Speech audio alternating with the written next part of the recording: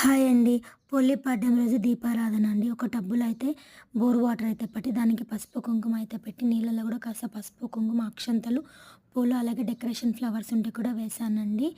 అరటి దొప్పల్లో అయితే దీపారాధన చేసుకోవాలండి.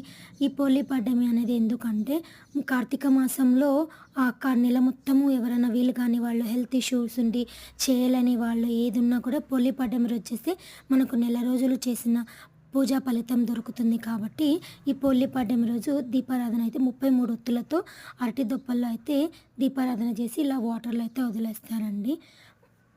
అలా అని నెల మొత్తం చేయకుండా కాదండి. నెల మొత్తం చేస్తూ ఎవరైనా వీలు గాని వాళ్ళు, మిస్ అయిన వాళ్ళు ఉన్నా కూడా ఈ పోలి పాడ్యం అనేది చేసుకుంటే పూజా ఫలితం అనేది వాళ్ళకి దొరుకుతుందండి. హ్మ్. 33 ఒత్తుల తర్వాత నాకు నచ్చినన్ని దీపాలు నేను తులసమ్మ దగ్గర అయితే వెలిగించుకున్నానండి. ఈ వీడియో మీకు నచ్చినట్టయితే లైక్ చేయండి, సబ్స్క్రైబ్ చేసుకోండి. Thank you.